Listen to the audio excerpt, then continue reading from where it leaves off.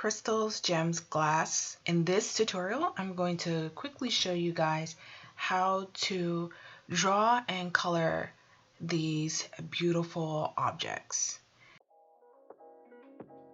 Hey, welcome back. This is Cetriya, Cetriya, and if you are new to this channel, welcome. I am just going to post up this quick little tidbit of making crystals. Of course, there's many ways to do so, and your style might vary, but just wanted to share how to quickly do some crystals by hand.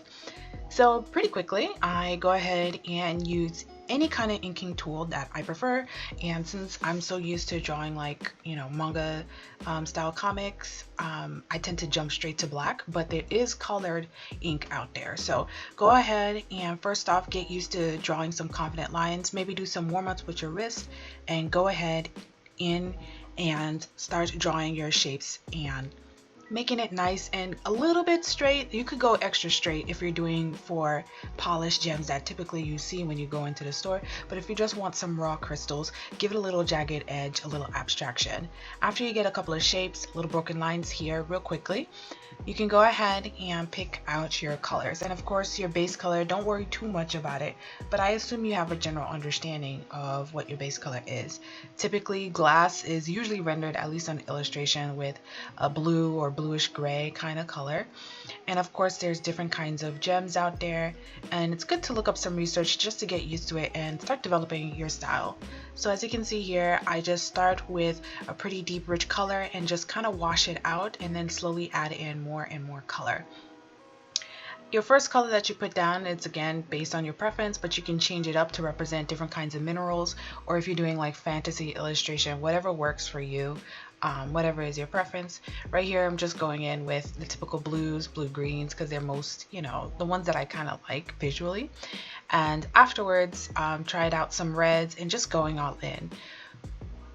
The next part that I started doing here is adding in like secondary colors, because as objects reflect, I'm sure you've looked at glass before, it not only reflects the colors around here, but different, I think it's called like different kind of material that makes up the gems or the minerals or whatnot, also kinds of change up its color properties.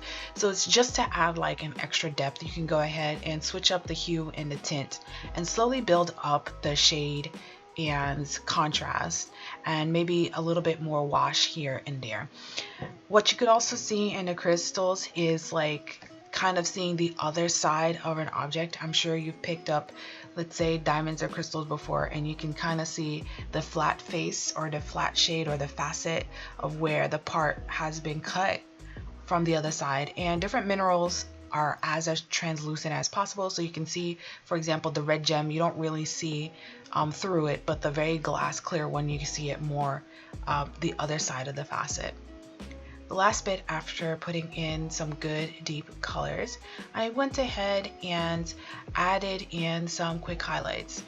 From the starting of the line art to adding colors to the highlights is, of course, is kind of based your preference really, and your style, but I very much like to go in and add in an extra, the old classic white gel pen. You could do this with gouache, you could do this with white ink, whatever is your preference. Now I started with this tutorial with like pen and ink, and then adding it in a watercolor wash with either watercolors or Crayola watercolors, but really the steps are pretty much similar whether you're using like acrylic or using digital, maybe just finessing it a bit once you get used to whatever tool of choice that you like to use. But don't feel intimidated, and this is just a start. It's nice and simple.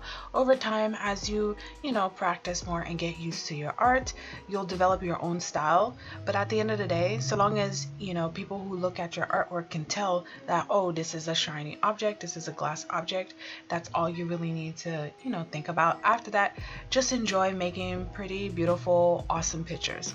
Anyways, I hope this was pretty helpful. It was pretty quick, pretty simple, right? Not intimidating. And feel free to leave your thoughts, your comments. And if this was a little bit too quick for you, feel free to leave your questions down below. I look very much forward to these comments. And of course, you could always make a request of perhaps another next tutorial for me to post on here for you guys to enjoy and continue in making art.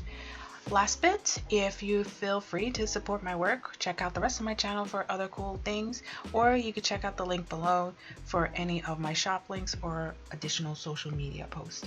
Anyhow, all the best and see you in the next video.